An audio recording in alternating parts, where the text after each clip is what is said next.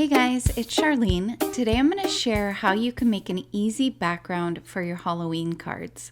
I'm starting out here with some Villainous potion. I'm going to work the Distress Oxide into my brush and then I'm going to bring it up from the bottom of the cardstock. I'm going to go all the way across the cardstock to about 2/3 because that is where I want the color to start fading towards the top. I want the top of our piece of cardstock to remain essentially white so that purple needs to get really dark at the bottom and work its way across and going up. That's going to help the fade look really natural and it's going to look like it's meant to fade off into the distance. Once my base gets nice and dark, I can take what's left here on my brush and work it across the entire piece of cardstock. That will help that final fade.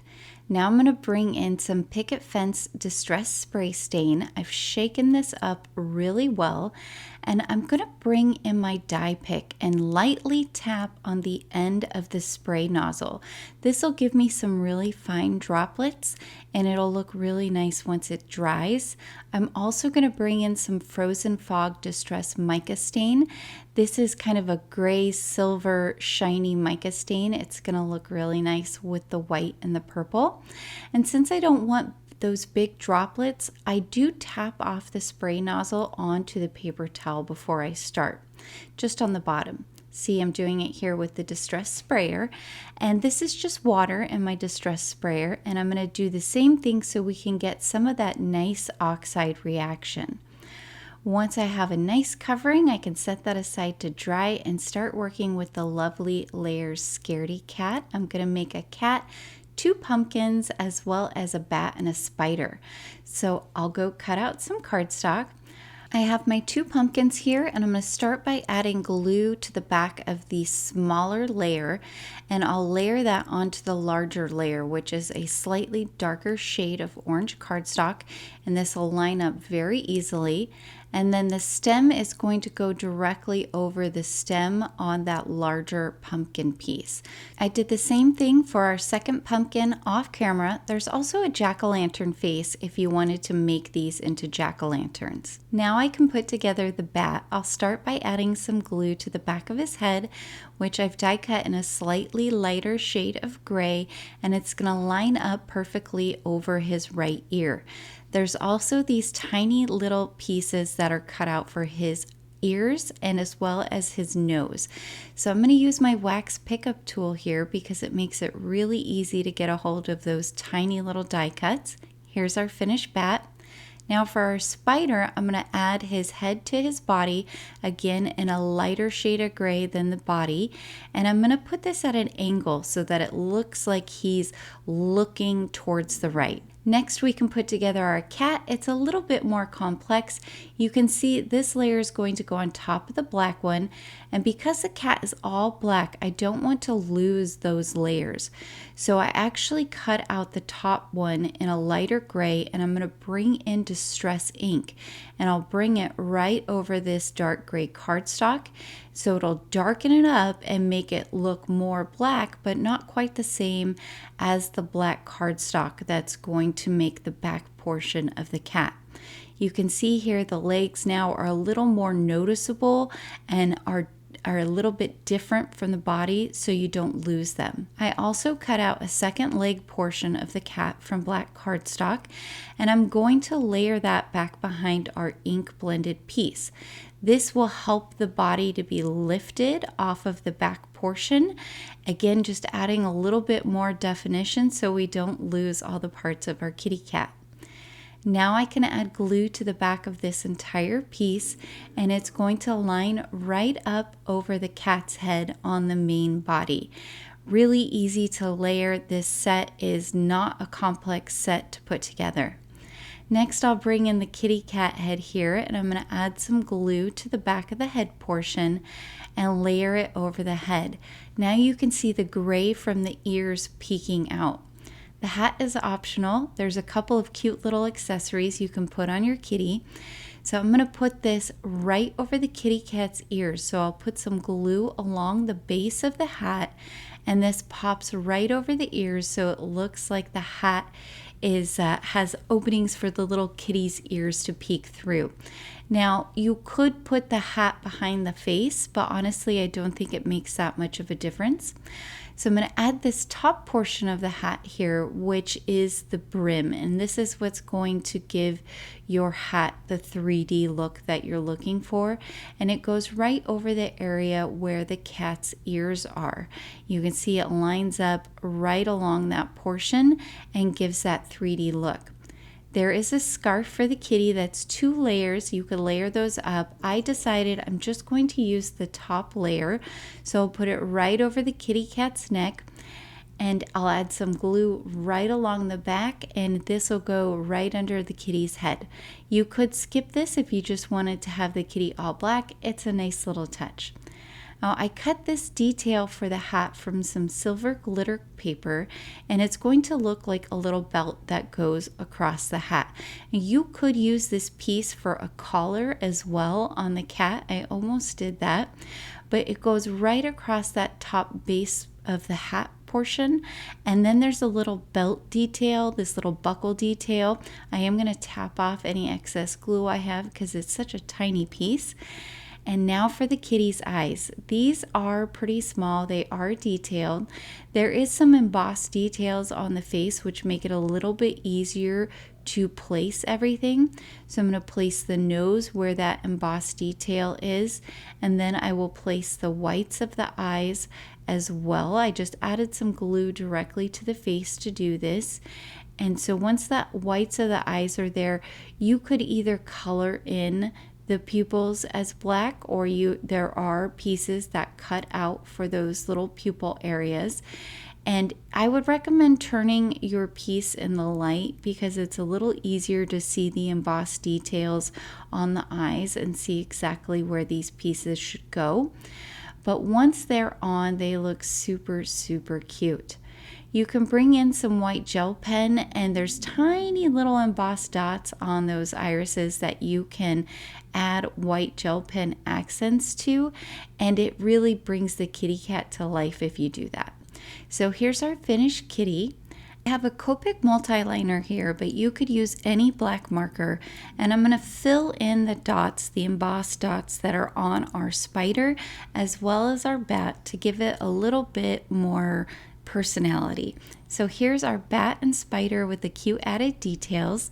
I am going to cut down my background that I created to 3 1/4 by 4.5 inches.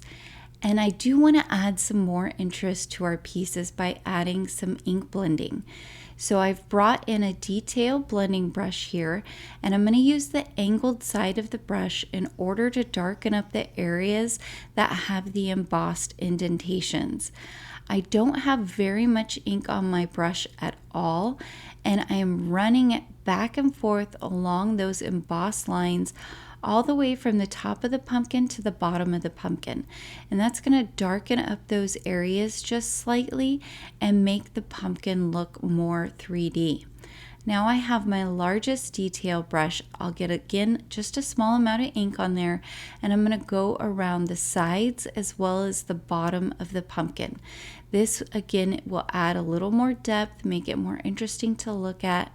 You can see the two next to each other, and the one where I've added the ink blending just looks more realistic. So I'll repeat the process for the other pumpkin.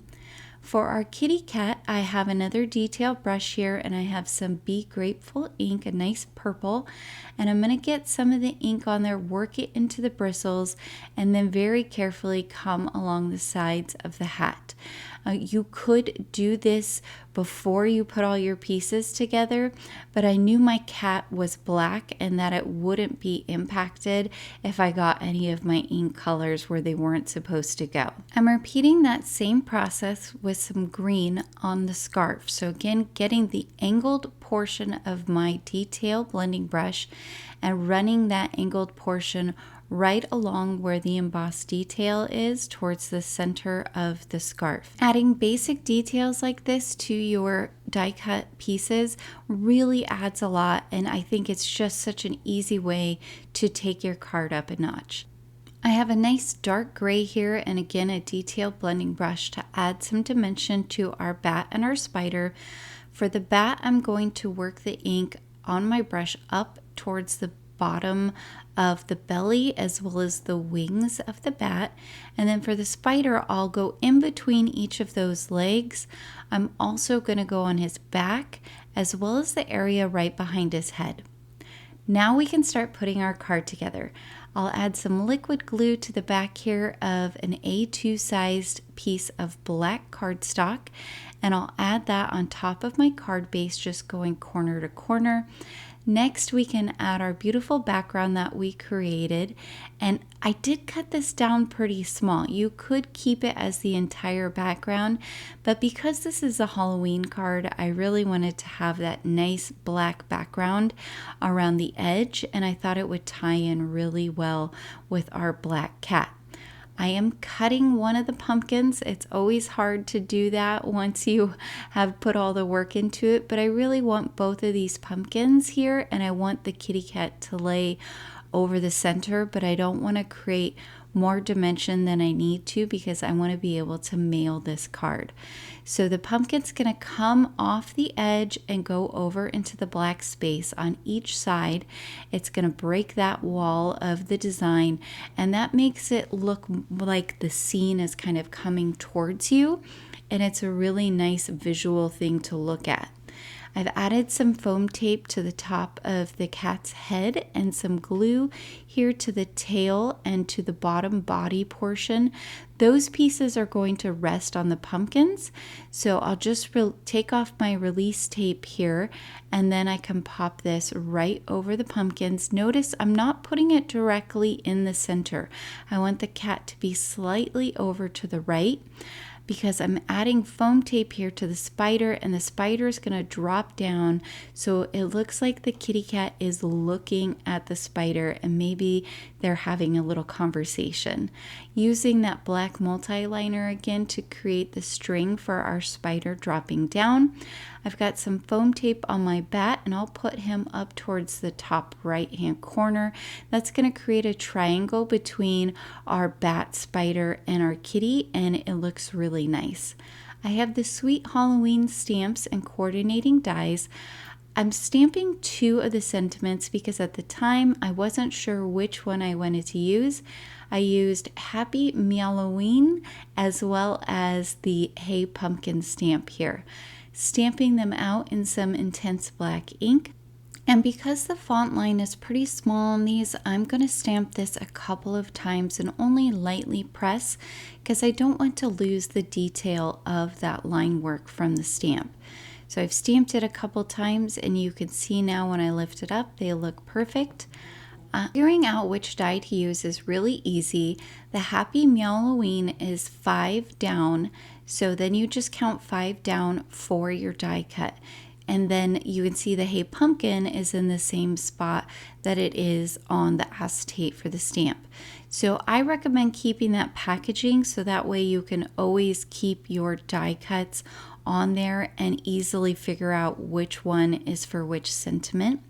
I've added some foam tape to the back right hand side of our sentiment. I did decide on the Hey Pumpkin, and I added a little bit of glue to the back left hand side because that's going to rest on the kitty cat. I'll make sure to get this nice and straight, and you can see I'm putting it towards the bottom left hand side. I think that looks nice there. And now I'm just coming in with some white gel pen and adding a few little small lines and dots here and there to add some interest to the card. I did feel like our kitty cat's mouth was a little too intense, so I brought in a gray alcohol marker and I just colored right over my white gel pen very quickly to kind of gray that down a little bit. So here's our finished card with the fun shimmers in our background and our cute little kitty cat, bat, and spider. I hope you guys picked up some tips and tricks on how to make a simple background for your scenes just by using some Distress Oxide and a couple of different sprays. Please be sure to like and subscribe as well as hit that notification bell so that I can continue to bring you more crafty content in the future. Until next time, happy crafting.